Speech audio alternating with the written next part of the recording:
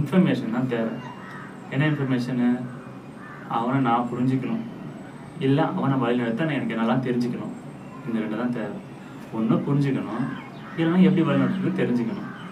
அதை தெரிஞ்சுக்கணும்னு வச்சுக்கோங்களேன், நாம் அவங்களோட சண்டைக்கும் போக மாட்டோம். அப்படி அவன் எதனா ஒரு விஷயம் தவறாக செய்யிருந்தாலுமே நாம் அதை புரிஞ்சுக்கணும். ஓகே, நம்ம வந்து அப்போ வேறு மாதிரி இன்ட்ரெஸ்ட் கொடுக்கணும், வேறு மாதிரி கைடன்ஸ் பண்ணணும் அப்படின்னு புரிஞ்சுக்கணும். இல்லைன்னா வந்து சரி ஓகே இதையும் கடந்து போவோம் அப்படின்னு சொல்லிட்டு போகணும். ஏன்னா எல்லாருமே எதிர்பார்க்குற மாதிரி எல்லாமே நடந்துடாது. அதுதான் ரொம்ப பேசிக்காக புரிஞ்சிக்க வேண்டிய விஷயம். ஓகேங்களா? அடுத்தது உங்களுக்கு ஒரு சின்ன ஒரு கதை சொல்கிறேன். நான் ஒருத்தர் வந்து இந்த சேவல் வளர்க்குறாரு. சேவல் வளர்க்குறவர் என்னன்னாக்கா, இந்த சேவல் சண்டை போய் விடுவாங்க. விடும்போது என்ன வேணாக்கா போய் எப்போ பார்த்தாலும் தோத்துக்கிட்டு வந்துடுறாரு. எப்போ பார்த்தாலும் போய் தோத்துட்டே வந்துடுறாரு. அவரோட சேவல் மட்டும் எப்பவுமே தோத்துக்கிட்டே இருக்குது. ஆனால் அவர் வச்சிருக்க சேவல் வந்து நல்ல ஜாதி சேவல், அடிக்கிற சேவல். அதாவது அந்த மாதிரியான ரகம் பிடிச்ச சேவல். அதாவது சண்டைக்குன்னு மரங்கள்ல அந்த மாதிரி சேவல் தான். அந்த மாதிரி சேவல் பார்த்தீங்கன்னா அவர் சேவல் மட்டும் போய் தோத்துக்கிட்டே இருந்துச்சா, நம்ம நல்ல சேவலை வாங்கிப்போம், நல்ல ஜாதி சேவலை வாங்கியிருக்கோம். இதுக்கு முன்னாடி எங்கள் அம்மா அப்பாலாம் கூட நல்லா அடிக்கிற சேவல் தான் இருந்தாங்க. இந்த சேவல் மட்டும் இப்படி இருக்குதே அப்படின்னு சொல்லிட்டு ரொம்ப கஷ்டப்பட்டார். அப்போ என்ன பண்ணார், அவர் வந்து ஒரு இதில் வந்து நான் நிபுணர்கிட்ட போயிட்டு இந்த மாதிரி இந்த சேவலை வந்து எனக்கு கொஞ்சம் ட்ரெயின் பண்ணி கொடுங்க அப்படின்னு கேட்டார். இந்த சேவலை பார்த்தா எனக்கு ரொம்ப சொங்கியாக சோதாவாக இருக்குது இந்த சேவல். சரி நான் இதெல்லாம் சரியாக பண்ணித்தரேன் அப்படின்னு சொல்லிட்டு அந்த இடத்துல விட்டார்.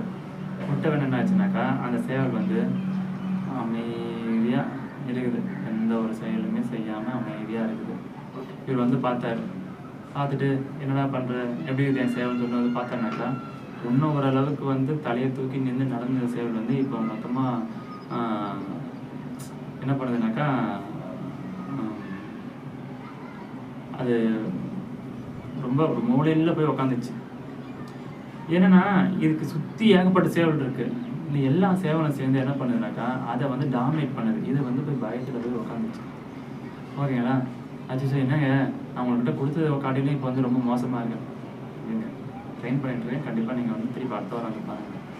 அடுத்த வாரம் வந்து பார்த்தோன்னாக்கா இப்போ என்ன ஆகுது, இந்த சேவலும் அந்த சேவலும் சேர்ந்து சகஜமாக எல்லாம் ஒன்று பண்ணாமல் நல்லா ஆடிக்கிட்டு இருக்காங்க, ஓடிக்கிட்டு இருக்காங்க, எகிரி குச்சிக்கிட்டு இருக்காங்க, பண்ணிகிட்டு இருக்காங்க. ஆஹா, என் சேவல் இப்போ வந்து எல்லா சேவல் மாதிரி நல்லபடியாக பண்ணுதுங்க, என்கிட்ட கொடுத்துருங்க, இப்போ நான் சண்டைக்கு பண்ணணும். வெயிட் பண்ணு. இன்னும் அதை வந்து ட்ரைனிங் எடுத்துகிட்டு இருக்கு. இன்னும் பொறுமையாக அமைதியாக இருக்கும். இப்போ என்ன ஆச்சுனாக்கா, திருப்பி வந்து ஒரு வாரம் கழிச்சு வந்து பார்க்கலாம். வந்து பார்க்கும்போது பார்த்தீங்கன்னாக்கா எல்லா சேவலும் வந்து பார்த்தீங்கன்னா கீழே வந்து எகிரிது விளையாடுது எல்லாம் பண்ணி, இவர் சேவல் மட்டும் காணும். ஆனால் ஏதோ ஒரு சேவல் வந்து சும்மா மேலே எங்கேயும் எகிரி பறந்து நிற்குது. அவருக்கு என்ன நினச்சிட்டாரு, நம்ம சேவலாம் அப்படி பறக்காது அப்படின்னு நினச்சிட்டு எங்கே என் சேவல்னு கேட்டாங்க. என்னப்பா அங்கே மேலே எங்கேயும் எகிரி பறந்துட்டு இருக்கு, அதுதான் அவங்க சேவல் தெரியும்.